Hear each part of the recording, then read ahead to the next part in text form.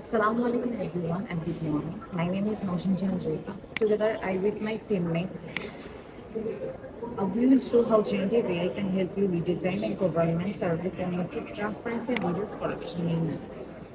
First, let me explain the business problem. Corruption is one of the biggest challenges in public services in Bangladesh. Many citizens have to pay extra hassle, extra money, or face unnecessary delays in order to receive government services.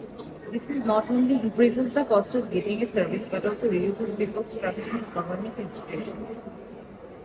As an e-business project, we wanted to find a digital solution to this problem. Instead of depending on manual processes, we explored how technology and AI can make government services faster, fairer, and more importantly, more transparent.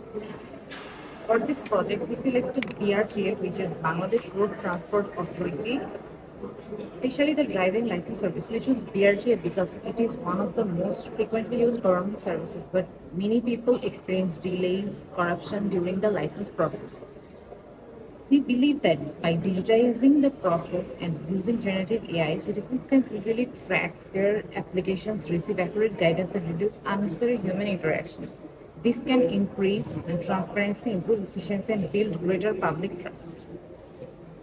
Now, I would like to invite my teammate to explain the evidence and documentation behind our project. Thank you. Hello everyone, I am Nijay Jasanbhat. Today I am here to discuss about the evidence, root cause and the business framing. First of all, the evidence. Our claims are grounded in real reporting and we rely on three main resources. The first is the Transparency International Bangladesh Household Survey, which found 85% of BRT users faced corruption with driving license, the worst affected.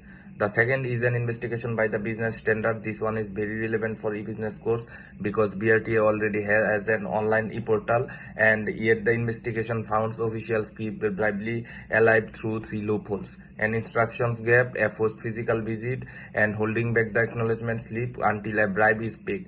The lesson is that putting a service online is not enough by itself. The third source is Pratham, which reported over 600,000 license stuck in printing backlog, some of for 3 years, while brokers charged between 13 and 50,000 taka. The next one is the root cause. We identify 6 points where money changes hands: broker capture the documents missing pretext, delay as leverage, examiner's discretion, the printing bottleneck, and the fact that the citizen can never see their file status. Every one of this is a moment where the officials controls information the citizen cannot see. And lastly, the e-business framing. So how do we frame the solution in e-business terms?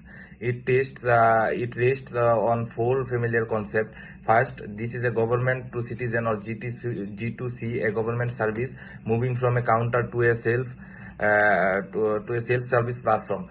Secondly, this is the heart of it, disintermediation. Our AI assistants remove the dalal, the middleman whose only product was information. Third, process automation, making documents checks and the status tracking straight through. And lastly, digital trust using timestamps and open dashboards. Thank you everyone. Now my teammate will now show the actual process redesign. Assalamu alaikum everyone, I am Afifa Alum Authora. Now I will explain the before and after process. Okay, so this is the before process. A citizen first goes to a broker for help, then they submit their documents. Sometimes the clerk says the documents are missing even when they are not. The permit is delayed. The examiner records the result privately.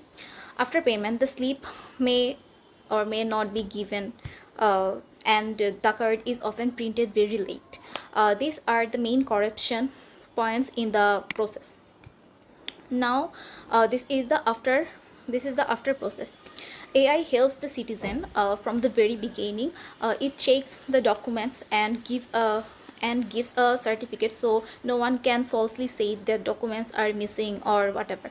The payment slip is created instantly and saved in the system. AI also helps with scoring and checks for usual or unusual activities. Printing can be tracked in live. Printing can be tracked in live. This makes the process very faster, fairer, and more transparent and more reliable. Thank you. I have done with my part. Now, next part will continue by the next member. Hello everyone, I am Shamsi Tabassum Sneha. Now I will talk about Gen AI advantages and business impact. The first advantage is standardization. AI gives every applicant the same information and checks documents instantly. This makes the process fair, reduces mistakes, and saves time and money. The second advantage is red flag detection. AI quickly checks thousands of files and finds suspicious activities or unusual cases. This improves auditing and helps stops fraud with very little extra cost. The next advantage is interactive transparency. A Bengali AI chatbot gives people correct information about fees and procedures. This reduces confusion, removes the need for middlemen, and improves citizen satisfaction. The next advantage is anomaly detection. AI identifies unusual patterns and checks records for errors.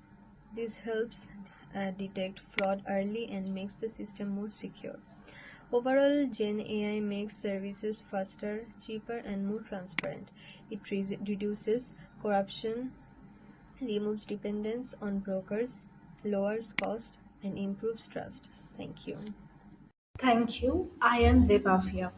A good idea still needs a realistic rollout, so we propose three phases. Phase 1, the first 6 months, is a low cost pilot mid office.